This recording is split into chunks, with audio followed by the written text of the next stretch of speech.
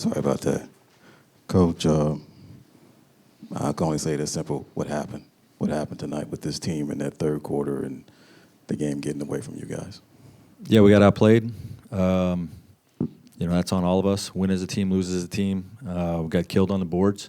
This is a bigger, stronger team than we are, and we gotta compete and and win the 50-50 battle. I thought our guys gave the effort, but it wasn't enough. Coach, when you took the job, one of the things that you said that this would be the scrappiest team in the league, and where was that tonight? Guys are competing. We're being outplayed. As far as just when you look at the way the defense were, rotations, guys getting wide open threes, Bradley said, hey, that was point of emphasis.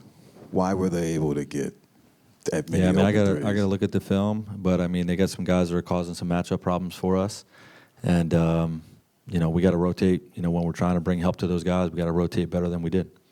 And then the adjustments. What adjustments were you trying to make, and which ones just didn't pan out? Yeah, we changed our coverage on Michael Conley because he really hurt us last game. We keep trying to mix coverages with Ant and with Cat, and we're mixing in some zones. So we're trying to mix pitches, try to keep them off guard some, but it wasn't good enough. Coach, you mentioned guys are competing but getting outplayed. Where do you feel like in that third quarter stretch where it kind of got away, they were getting outplayed? Yeah, part of it is they're making shots, we weren't. And that slows your momentum down. Like I said, their guys are causing matchup problems that we're not getting out of well enough defensively, and then we're taking the ball out of the net too many times. Second game in a row, one of their role players really hurt us, in terms of Walker, Alexander Walker tonight, McDaniel's last game. Conley's been a problem, as not one of their primary guys in terms of Ant and Cat. That's come in and hurt us the last, each of the games, but in particular the last two games. Rudy's size has been a problem for us, and we got to figure it out. I'm sure this applies to every team to a certain degree, but it feels like when you guys have good process but miss shots, it kind of bleeds into other areas of your game. Did you feel that in the third quarter? Sure, it's a two-way game, and one side always impacts the other. If you're not getting stops, it's hard to get the offense in rhythm, and if you're not making shots, you start thinking about that side of the ball instead of being locked into what you're supposed to do defensively. So you got to play through that. You got to have a next play mindset, and we got to be better.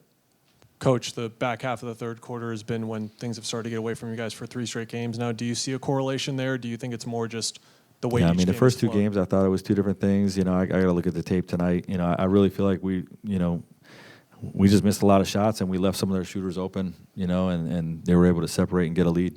You don't think it's a mental thing for the team? No.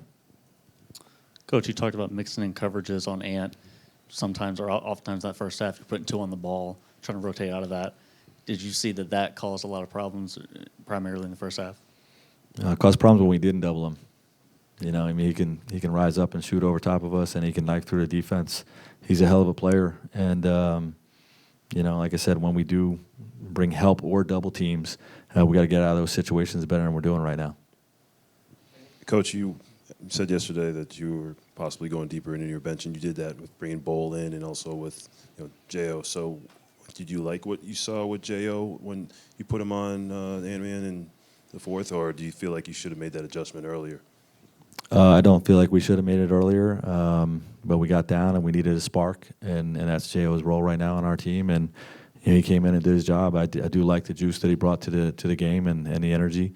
A lot of times when you're playing from behind, you play more, reckless, so to speak, more gambling, and we've seen that when we've had leads and teams do that to us, and J.O. was able to come in and change the game from that standpoint. So, we'll look at everything going into Game 4 to see if we can slow these guys down.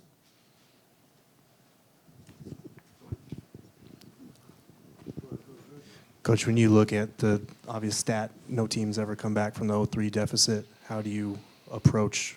I'm sure one. Yeah, it's an opportunity for us to do something that's never been done before, and we're going to embrace that. There's no quit in our group. We do have to take it one at a time. That's our whole focus is going to be, to evaluate again. Huddle up tomorrow and see what kind of adjustments we can make to win Game 4. You're playing for pride, and you're playing for an opportunity, to keep fighting. and that's what this group wants. This group does not want the season come to an end. We know the competition in the Western Conference is fierce. This is a hell of a team that we're playing. So, we're playing for pride, and we're playing for an opportunity to keep fighting. Coach, when you hear the fans booing in the game, how do you and the team digest that? That's sports. You get your butt kicked at home, the fans are going to boo. I don't blame them. And then one of the things when you look at a game like this, are you surprised, upset, or angry that knew what was on the line and then just didn't have it to win this game? Say the question again. Well, I mean, just your feelings on it. I mean, because, you knew that if you lose, we want this really bad, so it's disappointing. It's frustrating. We're all very invested in this, and we're all pouring everything we have into trying to bring these fans, a team they can be proud of, and we feel like we can still do that, but we haven't played well enough in this series. Is part of that frustration that the adjustments that are being made just aren't working? Sure. Okay. I mean, it's all in the same bucket of being outplayed.